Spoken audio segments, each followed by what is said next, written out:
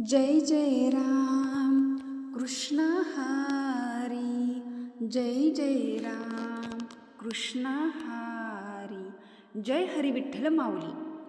असती विठ्ठल नामांचा घोष, भक्तिभावाने जोडणी कर, नतमस्तकी होणी चरणी करीते नमन एकादशीच्या दिवशी. नमस्कार मैत्रिणींनो. ओम मोहिनी एकादशी केल्याने आपल्याला 3 गोष्टींचा फायदा होतो. 1. बुद्धी, चातुर्य आणि यश मिळवण्याकरता आपल्याला मदत होते. दुसरं म्हणजे पापमुक्ती आणि तिसरं म्हणजे लक्ष्मी प्राप्तीसाठी देखील मदत होते. त्यातल्या त्यात ही एकादशी सोमवारी आल्याने शिवशक्तीचा शुभ आशीर्वाद सुद्धा प्राप्त होतो. दर महिन्याला 2 एकादशी तिथी येतात. एक कृष्ण पक्षात आणि दुसरी शुक्ल पक्षात. या दोन्ही पक्षात येणाऱ्या एकादशी या वेगवेगळ्या नावांनी ओळखल्या जातात. यात वैशाख शुक्ल पक्षात येणाऱ्या एकादशीला विशेष महत्त्व आहे. वैशाख महिन्यामध्ये शुक्ल पक्षामध्ये येणारी ही मोहिनी एकादशी तिथीचा प्रारंभ 26 एप्रिल वार रविवार रात्री 8:30 सुरू होत असून 27 एप्रिल वार सोमवार रात्री 7:42 ही एकादशी तिथी समाप्त होणार आहे. तर ही वैशाख महिन्यातील मोहिनी एकादशी भगवान श्रीहरी विष्णूंना समर्पित आहे. ही एकादशी अत्यंत पुण्यफळ देणारी आहे. या दिवशी भगवान श्रीहरी विष्णूंची विधिवत पूजा केल्याने सर्व मनोकामना पूर्ण होतात. ही एकादशी मोक्षप्राप्ती मिळवून देणारी एकादशी देखील मानली जाते. आपल्या हिंदू धर्मामध्ये आणि वारकरी संप्रदायामध्ये एकादशीला विशेष महत्त्व आहे, हे तर तुम्हाला माहीतच आहे. या दिवशी भगवान श्रीहरी विष्णूंची पूजा केली जाते, उपवासही करतात. प्रत्येक महिन्यात येणाऱ्या एकादशी नावही वेगवेगळं असतं आणि तिचं महत्त्वही त्या संदर्भातल्या कथासुद्धा वेगळ्या असतात. 27 एप्रिलला येणाऱ्या एकादशीला मोहिनी एकादशी म्हटलं जातं. पण मग मोहिनी एकादशी असं या एकादशीला का म्हटलं जातं आणि या मोहिनी एकादशीच्या दिवशी असा कुठला खास राजयोग बनत आहे? भक्त हो, या एकादशीला मोहिनी एकादशी म्हणण्यामागे एक पौराणिक कथा आहे आणि ती म्हणजे अशी की याच दिवशी भगवान शिवशंकरांनी विष प्राशन करून संपूर्ण सृष्टीला वाचवलं होते आणि भगवान श्रीहरी विष्णूंनी मोहिनी अवतार धारण करून देवतांना अमृत पाजलं होतं. तर धार्मिक मान्यतेनुसार जगाच्या कल्याणासाठी भगवान विष्णूंनी वैशाख शुक्ल एकादशीच्या दिवशी मोहिनीचं रूप धारण केलं होतं आणि याच रूपाच्या माध्यमातून भगवान श्रीहरी विष्णूंनी राक्षसांचा बंदोबस्त केला आणि समुद्र मंथनातून निघालेलं अमृत हे सर्व देवांना दिलं आणि त्यानंतर देवी देवतांचा संघर्षही संपला होता. वैद्यकीय कॅलेंडरनुसार 27 एप्रिल रोजी चंद्र कन्या राशीत, शनी कुंभ राशीत आणि गुरु मीन राशीत असेल. तसंच आणखी 2 ग्रह स्वतःच्याच राशीत असतील. त्यामुळे हा एक परिपूर्ण योगायोग ठरत आहे. त्यात सोमवार असल्याने 27 एप्रिल हा भगवान शिवशंकरांचा आणि भगवान श्रीहरी विष्णूंचा आवडता दिवस आहे. या दिवशी विशेष महत्त्व प्राप्त होत आहे. या काळात तुम्ही कोणत्याही शुभ काळामध्ये भगवान श्रीहरी विष्णूंची मनोभावे पूजा करून या दिवशी ब्रह्ममुहूर्तावरती सकाळी उठून दैनंदिन काम करून घ्यायचे. घराची साफसफाई करायची. त्यानंतर स्नान करून स्वच्छ वस्त्र परिधान करावे. त्यानंतर भगवंतासमोर बसून उजव्या हातात जल घेऊन व्रत करावं. व्रत करणं शक्य नसेल तर मनोभावे नामस्मरण मंत्र जप करावा. या दिवशी भगवान विष्णू आणि माता लक्ष्मीबरोबर भगवान शिवशंकरांचीही पूजा केली जाते. भगवान शिवशंकरांना भोळा का म्हटले आहे तर याची एक पौराणिक छोटीशी कथा आहे. ज्यावेळेस लंकेची वास्तुपूजा होती आणि लंका ही कुबेरांची आहे, लंकेची पूजा करण्यासाठी त्यावेळेस रावणाला बोलावले होते.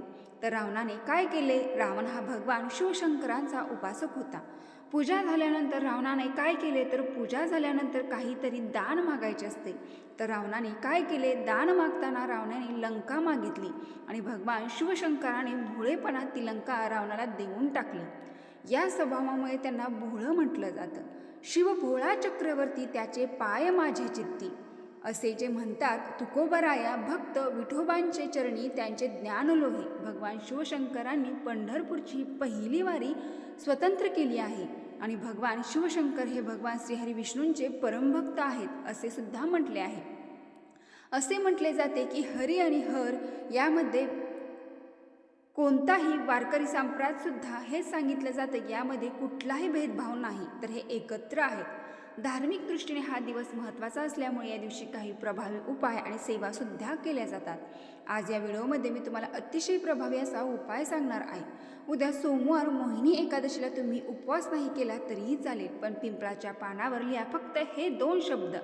तसेच शिवपिंडीवरती एक पान अर्पण करा. शिवपिंडीवरती जल अर्पण करताना या मंत्राचा 3 वेळा जप करा. शत्रू घरी येऊन माफी मागेल. 7 पिढ्यांचे दारिद्र्य हे नष्ट होऊन घराची, मुलाची, पतीची अगदी भरभरून प्रगती होईल. पितृदोष दूर होईल. तुमच्या मनातील कितीही कठीणातील कठीण इच्छा ही देखील या उपायाने पूर्ण होईल. तर असे कोणते 2 शब्द हे तुम्हाला पिंपळाच्या पानावर लिहायचे आहेत, कोणत्या वेळेत लिहायचे आहेत, याबद्दलची संपूर्ण माहिती आज या व्हिडिओमध्ये मी तुमच्यासोबत शेअर करणार आहे. त्यामुळे तुम्ही हा व्हिडिओ स्किप न करता शेवटपर्यंत नक्की पहा. चॅनलवरती नवीन असाल तर सबस्क्राईब करा. बघा, व्हिडिओमध्ये जो उपाय मी तुमच्यासोबत शेअर करणार आहे तर हा उपाय तुम्ही दिवसभरामध्ये कधीही करू शकता. अगदी सकाळपासून ते संध्याकाळपर्यंत जेव्हा तुम्हाला शक्य होईल तेव्हा तुम्हाला हे 2 शब्द आहेत तर ते पिंपळाच्या पानावर लिहायचे आहेत. पिंपळाचं झाड हे अत्यंत पवित्र मानलं जातं. पिंपळाच्या झाडाला अनेक धार्मिक आणि वैज्ञानिक महत्त्वसुद्धा आहे. या झाडाला भगवान विष्णूंचे रूप मानले जाते आणि त्यांचे धार्मिक महत्त्व अनेक पुराणामध्ये सांगितले आहे. बघा, एकादशीला जसे तुळशीच्या वृक्षाला अनन्यसाधारण महत्त्व आहे तसेच पिंपळाच्या झाडाची पूजा जर आपण एकादशीला केली तर आपल्याला अनेक लाभ मिळत असतात. पिंपळाच्या झाडात ब्रह्मा, विष्णू, महेश या देवांबरोबरच माता लक्ष्मीचा देखील वास असतो. त्यामुळे पिंपळाच्या झाडाची पूजा केल्याने देवी लक्ष्मी ही देखील प्रसन्न होते आणि आपल्याला सुख समृद्धी ही देखील प्राप्त होत असते. तसेच एकादशीच्या दिवशी पिंपळाच्या झाडाची पूजा केल्याने पितृदोष देखील दूर होतो. याने दीर्घायुष्य देखील मिळत असते आणि स्वर्गप्राप्ती देखील होत असते. जर उद्या एकादशी दिवशी आपण हा उपाय जर केला तर आपल्या आयुष्यातील सर्व दुःख, संकट, अडचणी, दोष हे नष्ट होतात. आपल्या सर्व इच्छा, मनोकामना देखील पूर्ण होतात. तर तुम्हाला कोणत्याही कामामध्ये यश मिळत नसेल, कोणतीही गोष्ट तुमच्या मनासारखी घडत नसेल, तुम्हाला सतत अपयशाचा सामना करावा लागत असेल, कष्ट आणि मेहनत करूनही तुम्हाला कष्टाला आणि मेहनतीला यश मिळत नसेल किंवा एखादा शत्रूचा तुम्हाला वारंवार त्रास होत असेल, शत्रू हा गुपित असेल, यासारखा शत्रुता, शत्रुदोष नष्ट होण्यासाठी देखील हा उपाय अतिशय प्रभावी मानला जातो. सतत पैशाच्या आर्थिक अडचणी येत असतील, आलेला पैसा घरामध्ये स्थिर राहत नसेल, सतत इतर लोकांकडून तुम्हाला उसने पैसे घेण्याची वेळ येत असेल, तुमच्यावरती एखादं कर्ज आहे, मग हे कर्ज गाडीचं असेल, घराचं असेल किंवा जमिनीचं असेल, तर अशा कर्जातून मुक्त होण्यासाठी 7 पिढ्यांचे दारिद्र्य हे नष्ट होण्यासाठी हा उपाय तुम्हाला उद्या मोहिनी एकादशीला करायचा आहे. उपाय करण्यासाठी तुम्हाला सकाळी लवकर उठायचं आहे. अंघोळीच्या पाण्यामध्ये जर तुमच्याकडे गंगाजल असेल तर आवर्जून गंगाजल टाका. गंगाजल नसेल तर काळे तीळ टाकावे. बघा, मोहिनी एकादशीला सोमवार आलेला आहे आणि एकादशी आहे. या दोन्ही तिथी एकत्र आल्याने तिळाला अनन्यसाधारण असे महत्त्व आहे. त्यानंतर त्या पाण्याने स्नान करायचं आहे. जेव्हा आपण गंगाजल हे अंघोळीच्या पाण्यात टाकतो तेव्हा आपल्याला पवित्र गंगेवरती स्नान केल्याचे पुण्य मिळते. तसेच आपले शरीर देखील पवित्र होत असते. तर आपले शरीर शुद्ध असेल तर आपण जो काही उपाय करतो त्या उपायाचा आपल्याला निश्चित फळ प्राप्त होते. स्वच्छ स्नान करून झाल्यानंतर तुम्हाला तुमच्या देवघरातील देवांची विधिवत पूजा करून घ्यायची आहे. अगरबत्ती लावून घ्यायची आहे. यानंतर तुम्हाला हा उपाय करायचा आहे. आता हा उपाय करण्यासाठी जर तुमच्या घराजवळ एखादं मंदिर असेल, तिथे हे पिंपळाचं झाड असेल तर तिथे जाऊन हा उपाय करा. नसेल तर मग तुमच्या आजूबाजूला जिथे कुठे पिंपळ वृक्ष असेल तिथे जाऊन तुम्ही हा उपाय करू शकता.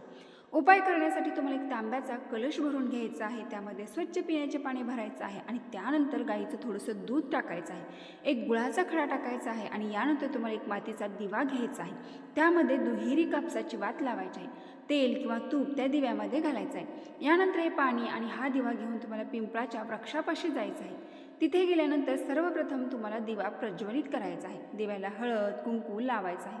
अक्षता अर्पण करायचे आहे. 2 अगरबत्ती तुम्हाला प्रज्वलित करून ओवाळून घ्यायच्या आहे. यानंतर ते जल जे आहे तर 11 प्रदक्षिणा करून अर्पण करायचं आहे. प्रदक्षिणा करत असताना ओम नमो भगवते वासुदेवाय नमः या मंत्राचा जप करायचा आहे. यानंतर तुम्हाला दोन्ही हात जोडून भगवान विष्णू आणि माता लक्ष्मीचं नामस्मरण करायचं आहे.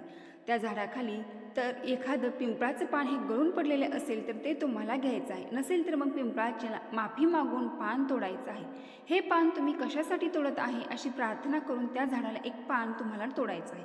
हे पान घरी आणायचं आहे. स्वच्छ धुवून काढायचं आहे. कुंकू घ्यायचं आहे. कुंकामध्ये पाणी टाकायचं आहे आणि कुंकवाचा गंध तयार करून तुम्हाला पिंपळाच्या झाडाची काडी घ्यायची आहे आणि त्या काडीने त्या पानावर तुम्हाला ओम विष्णवे नमः हा मंत्र लिहायचा आहे. ओम विष्णवे नमः लिहिल्यानंतर हे पान जे आहे ते तुम्हाला भगवान विष्णूंना अर्पण करायचं आहे. तुमच्या देवघरामध्ये भगवान श्री हरिविष्णूंची मूर्ती असेल, फोटो असेल त्यासमोर अर्पण करायचं आहे. नसेल तर बाळकृष्णाची मूर्ती असेल तर त्यांच्यासमोर तुम्ही हे पान अर्पण करू शकता. यानंतर त्या पानाला सुद्धा हळदी कुंकू अक्षता तुम्हाला अर्पण करायचे आहेत. अगरबत्ती ओवाळून घ्यायची आहे. तिथे बसून तुम्हाला ओम नमो भगवते वासुदेवाय नमः या मंत्राचा 108 वेळा जप करायचा आहे. आणि तुमची जी काही इच्छा असेल ती तुम्हाला व्यक्त करायची आहे. तुमच्या आयुष्यात ज्या काही अडचणी आहेत त्या भगवान श्री हरिविष्णूंना सांगायच्या आहेत आणि त्यानंतर तिथून ते पान उचलायचं आहे आणि शिवमंदिरात जायचं आहे. शिवमंदिरात गेल्यानंतर तिथे शिवलिंगावरती हे पान प्रथम 1 लोटा जल अर्पण करून पिंपळाचे पान अर्पण करायचे आहे. अर्पण करत असताना ओम नमो भगवते वासुदेवाय रुद्राय नमः या मंत्राचा जप करायचा आहे. हा जप तुम्ही 11 वेळा करू शकता किंवा 21 वेळा करू शकता. त्यानंतर तुम्हाला तुमची जी काही मनोकामना इच्छा आहे तर ती भगवान शिवशंकरांना सांगायची आहे. बघा असा 700 वर्षांनी योग जुळून आलेला आहे आणि वैशाख महिन्यामध्ये सोमवारी ही मोहिनी एकादशी आलेली आहे आणि या दिवशी पिंपळाचे पान प्रथम भगवान श्री हरिविष्णूंना अर्पण करून शिवलिंगावरती अर्पण केल्याने हरेश्वराची कृपेने सर्व इच्छा मनोकामना पूर्ण होती. आता त्यानंतर महाशिवपुराणानुसार मोहिनी एकादशी दिवशी धन प्राप्त करण्यासाठी आणि मनोकामना पूर्ण होण्यासाठी बघा एकादशी दिवशी तुम्हाला जल अर्पण केलं जात नाही, म्हणून थोडेसे दूध अर्पण करावं. त्यानंतर थोडेसे मध अर्पण करून तुळशीच्या कुंडीतील थोडीशी माती, त्या मातीमध्ये थोडीशी चंदन आणि मध मिक्स करून ते भगवान श्री हरिविष्णूंना तिलक लावावा. त्यानंतर विष्णू सहस्रनाम आणि कनकधारा स्तोत्र पाठ करावा किंवा श्रवण करावा. हा अत्यंत फलदायी आहे. हा उपाय केल्याने घरातील सुख समृद्धी धनवृद्धी होते. याबरोबरच जरूरतमंद असणाऱ्यांना भोजन वस्त्रदान करावे. अशी मान्यता आहे की यामुळे तुमच्या कुंडलीमध्ये असणारे ग्रहदोष दूर होतात, जीवनामध्ये सुख समृद्धी येते. त्यानंतरचा उपाय आहे सोमवारची एकादशी असल्यामुळे शिवमहापुराणामध्ये विशेष असे म्हटले आहे की मोहिनी एकादशी दिवशी भगवान शिवशंकरांना शुद्ध 1 लोटा जल, फक्त शुद्ध 1 लोटा जल थोडे थोडे करून 3 वेळा अर्पण करावे. पण ते अर्पण करत असताना स्वधा स्वधा स्वधा या मंत्राचा पाठ करावा किंवा स्वधा या स्तोत्राचा पाठ करावा, ज्यामध्ये 12 श्लोक आहेत. स्वधा हा शब्द बोलल्याने भगवान शिवशंकर आपली सर्व इच्छा मनोकामना पूर्ण करतात. आपल्याला जो पितृदोष आहे, पितरांचा जो त्रास आहे तो हळूहळू दूर होण्यास मदत होते. आता त्यानंतरचा उपाय आहे सोमवारच्या या मोहिनी एकादशी दिवशी एक शुद्ध पाण्याचा कलश घेऊन त्यामध्ये 7 बेलपत्र टाकावेत. भगवान शिवशंकरांच्या मंदिरात जावे किंवा जर तुमच्या घरामध्ये शिवपिंड असेल तर त्या शिवपिंडीवरती किंवा तुमच्या घराच्या जवळ कुठे जवळपास बेलपत्राचे वृक्ष असेल तर त्या वृक्षाखाली एक मातीचे शिवलिंग बनवून तिथेच एक नंदी जसा तुम्हाला जमेल तसा बनवावा आणि नंदीच्या चरणावरती प्रथम हे जल अर्पण करावे. त्यातील जे बेलपत्र आहे ते शिवलिंगावरती समर्पित करावे. असे म्हटले जाते की तुमचे पैसे कुठेही चुकीच्या ठिकाणी खर्च होणार नाहीत किंवा जाणार नाहीत. जसे की नशा, मांस, जुवा, व्यसनाधीनता. जर तुम्ही कुणालाही उधार पैसे दिलेले असतील तर ते पैसे अटकून राहणार नाहीत. घरामध्ये पैसा स्थिर राहण्यास मदत होते. आता त्यानंतरचा उपाय आहे मोहिनी एकादशी दिवशी एक शुद्ध तांब्यामध्ये पाणी घेऊन त्यामध्ये 11 तुळशीची पाने टाकून भगवान श्रीहरिविष्णूंच्या मंदिरात किंवा श्रीहरिविष्णूंच्या मंदिरात आपली मनोकामना इच्छा सांगून तिथे हात कलश थोडा वेळ तिथेच ठेवावा. त्यानंतर तो भरलेला तांब्या कुठल्याही वृक्षाला अर्पण करावा. यामुळे व्यक्तीला नोकरीमध्ये व्यापारामध्ये यश मिळत नसेल, फायदा होत नसेल तर यापासून परेशानी दूर होते आणि तुम्हाला नोकरी व्यवसायामध्ये शिक्षणामध्ये फायदा होतो, यश मिळतं असं म्हटलं जातं. तर व्हिडिओ पूर्ण माहिती आवडली असेल तर आपल्या चॅनलला नक्की एक लाईक करून कमेंट बॉक्समध्ये ओम नमो भगवते वासुदेवाय नमः नक्की टाईप करा. धन्यवाद.